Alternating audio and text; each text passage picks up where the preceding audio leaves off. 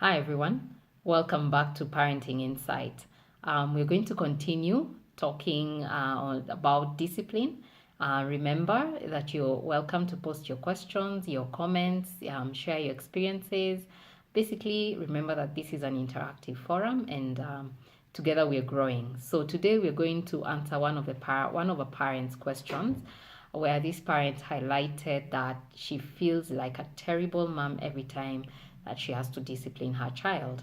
And so this video is basically is basically to address the issue of disciplining and the emotional impact of that on us as parents. So discipline is one of the areas of parenting that I actually had a tough time trying to figure it out and trying to figure out what works and what doesn't work, and taking in everybody's opinion and people's feedback and just trying to find my fit as a parent and trying to understand my child. And just trying to figure out how do you want to do this as a parent. So with all due respect to every parent and their choices of disciplining as far as their children is concerned, again, this is a journey. This is not something that anyone can give you a custom fit. This is something that you learn along the way and you see what works for you. So have you had a moment where you felt like a terrible parent because you were disciplining your child and it didn't feel good? It didn't give you that positive reinforcement. And I think after my personal experiences for a while, I think I finally came up with a theory. Yeah. So it's not cast on stone. This is just my input on this, right? From my even just this was my personal assessment and my personal conclusion on why I often felt at the beginning like such a terrible mother every time I had to discipline my child.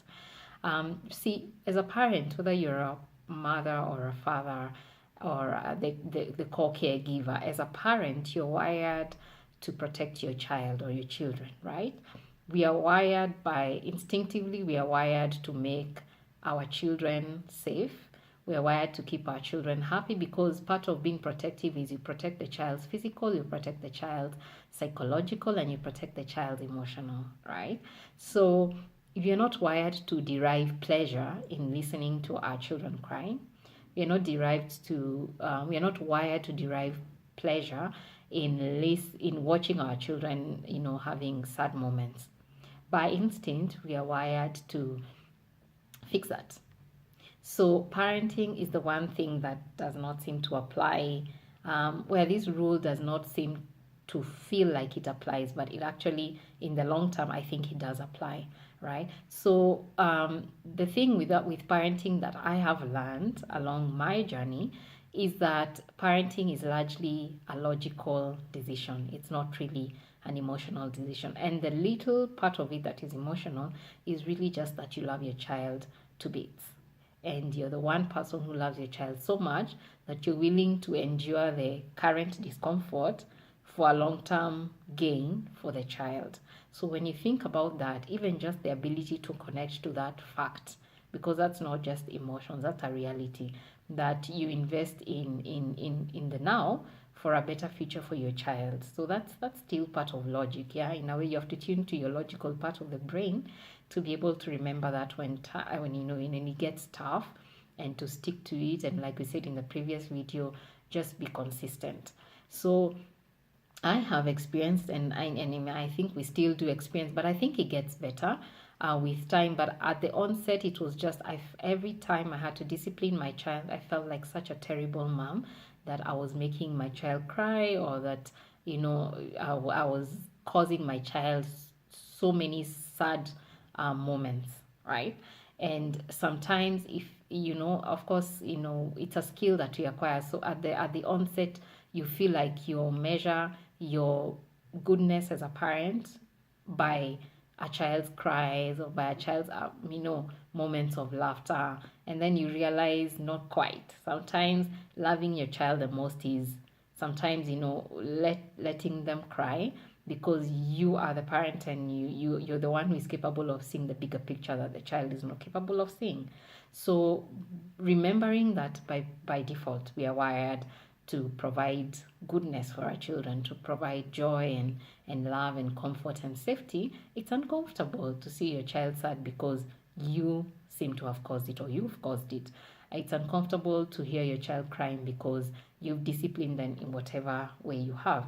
So what worked for me and what basically this video is all about is the ability to extrapolate into, so basically, extrapolate that your child into in the future.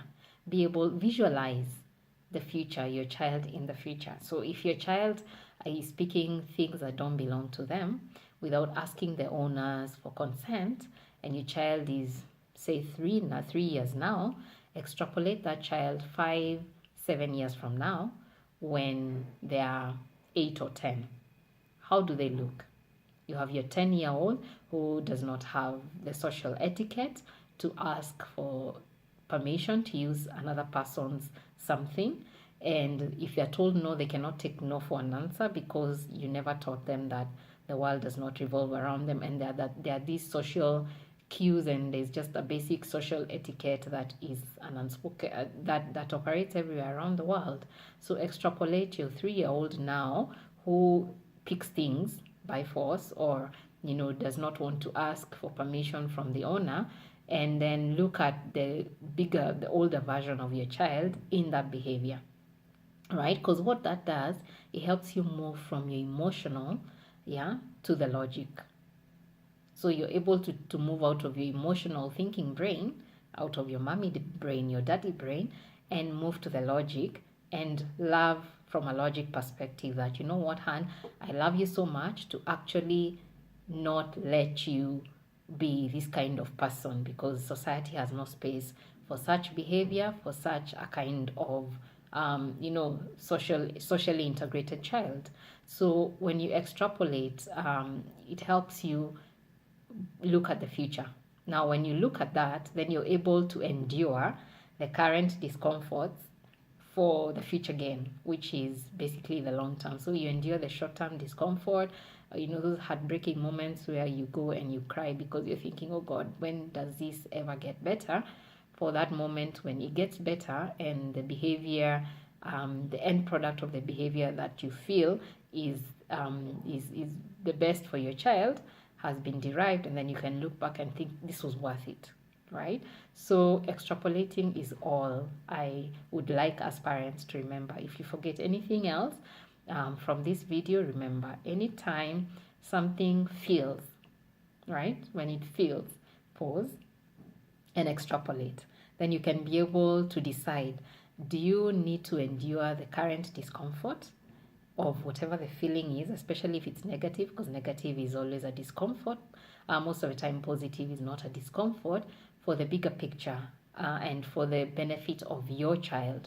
Think about extrapolating to the future. God forbid you are no longer alive. Do the behaviors that you see in your children currently, how do those work for them? Do they help them to be better integrated people in society? Are they easy to be around? Do other children want to be around them because they're disciplined, or do other children avoid them because they're indisciplined and even their peers cannot tolerate their kind of behaviors or mannerisms?